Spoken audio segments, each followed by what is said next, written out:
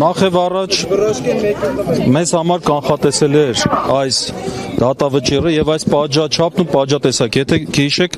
նախորդ մեր հանդիպման ժամանակ մոտավոր նույն բանը ասվեց, որ 2 տարի 6 ամիս է առաջարկել մեղադրողը, դատավորն էլ մի 2 տարի ազատազրկում կկարդա իբրև հումանիստական իր դրսևորում։ Մի կարևոր բան էլ տեղի ունեցավ, որ կոնկրետ մենք արձանագրեցինք եւ ձեր տեսախցիկների կողմից նույնպես Միքայել Սրբազանը մեղադրվում էր քրեական օրենսգրքի 422 հոդվածի 2-րդ մասով նախատեսված արարք կատարելու համար։ Այսօր դատանը կարդալուց նրան մեղադրեց 442 հոդվածի 2-րդ մասով։ Լրիվ ուրիշ հոդված։ Ինչի մասին։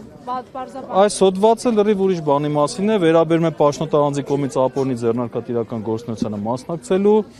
Դատարը ուրիշ հոդվածի մասին խոսեց հիմա։ Այսինքն լեգիտիմ չի այս վճիռը։ Տեսեք, մենք հիմա միասին արձանագրեցինք, որ դատավորը վերդիկտով մեղավոր էր ճանաչել 422 հոդվածի համար, հիմա դատավճիռ կարդաց 442 հոդված կարդաց։ Ձեր տեսաձայնագրությունները որ դիտեք, կտեսնեք։ Ուրիշ հոդվածի մասին խոսեց։ Սա հիմա գիտեք ինչ է հուզմունքը մարդու ճակատագրերի վրա է ազդում։ Ակնհայտ է, որ սա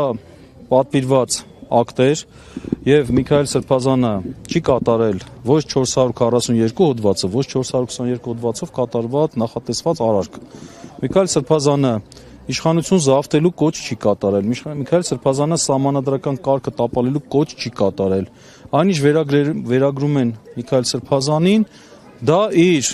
կարծիքն է եղել նախկին իրադարձության վերաբերյալ, որը պատմել է։ Դա չի կարող կոչ համարվել։ Դա ներկա կամ ապագա ձևով չի կատարվել։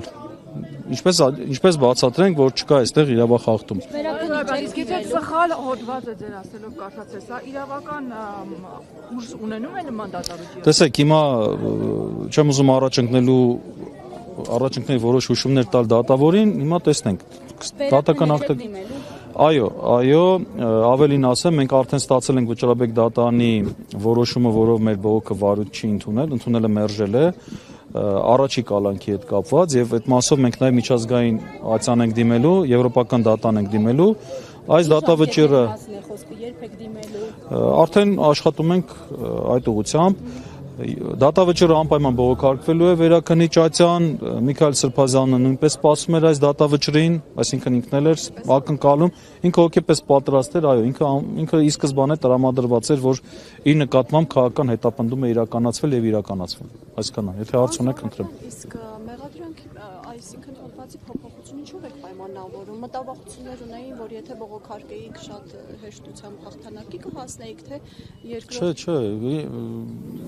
եկեք թողենք որ դատավորը պատասխանի այդ հարցի։ Պրակտիկայում շատ է, եթե ասենք վճիռը կարդալուց ուրիշ